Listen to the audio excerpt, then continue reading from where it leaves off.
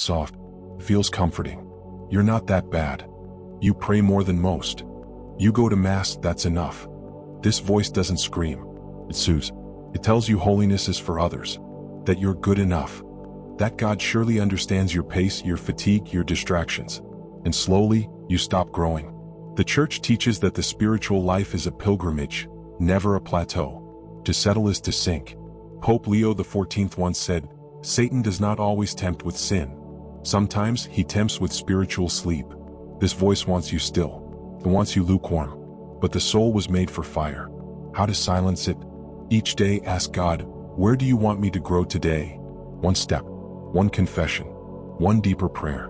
Don't settle. Saints are not born in comfort. They are forged in longing. You hear it when grace stirs you. Pray more. Go to confession. Visit the chapel. And then, later. It sounds logical, kind, practical. You're busy. You'll be holier when life is quieter, when you're older, when you're stronger. But later is the death of now. The devil's most effective word is not no, it's later. Pope Leo XIV warned, "He who delays his return to God does not realize how far he's already drifted." The longer you wait, the colder the heart becomes. The less you feel the urgency to return. How to silence it? Act immediately on every holy impulse. When you feel the desire to pray, do it. When the Mass calls, go. When your heart stirs for confession, run. Grace has a time. And often, that time is now. It comes after the fall, after the anger, after the sin, after the missed Mass, the broken fast, the cold prayer. You see, it says, you'll never change. You're too weak. Why even try again? This is not the voice of God. It is the echo of despair. The Church teaches that true contrition always comes with hope. Even the worst sinner is never too far. Pope Leo XIV once wrote with tears, "The greatest lie of hell is not that God doesn't exist, it's that God doesn't want you back." This voice wants you to stay down. But the gospel is always rising. How to silence it?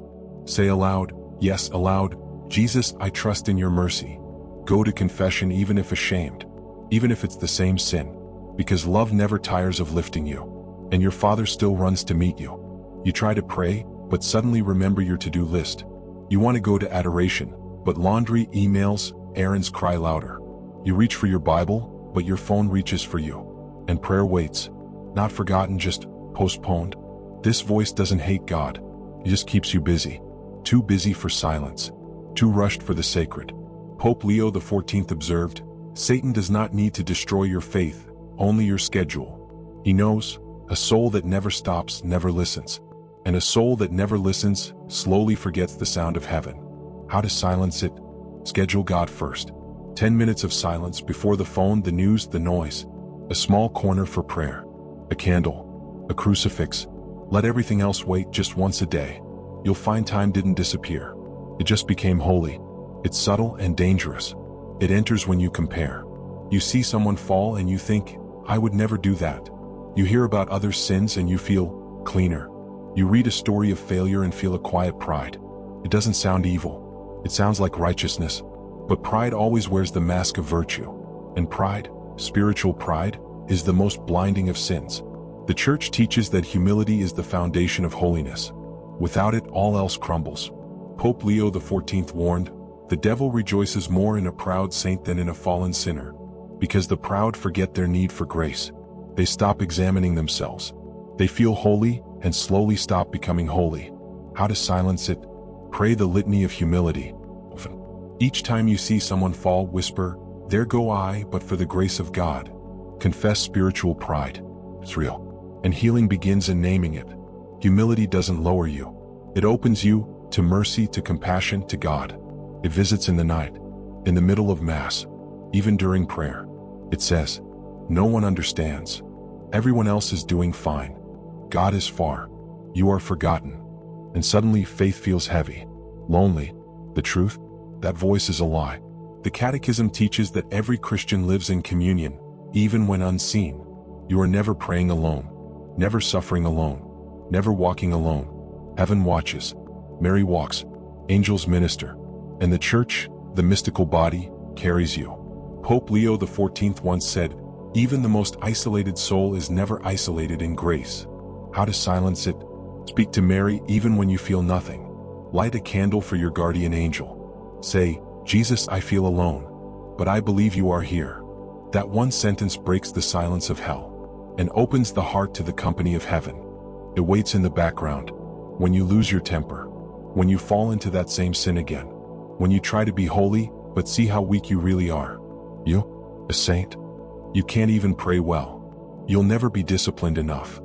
You're just ordinary. This voice sounds honest, but it's full of despair. And despair is never from God. The church teaches that every baptized soul is called to holiness, not as an abstract idea, but as a real, living destiny.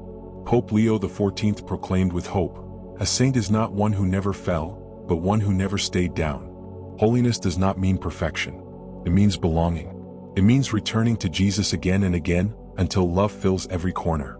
And yes, that includes you. How to silence it? Read the life of one saint a week.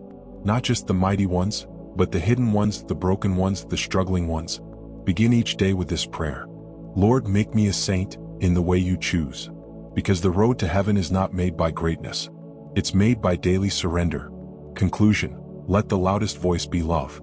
All these voices, of delay, pride, despair, distraction, come and go. But one voice never leaves. It is quiet, constant, holy. It says, "Come back. I'm not angry, I'm waiting. You are not lost, you are mine." This is the voice of the Good Shepherd. The voice that walks through locked doors. The voice that calls even in the tomb. The voice that stills the storm, not just outside but inside your soul. So today, beloved heart, return to the silence. Return to prayer. And let love be the only voice you follow.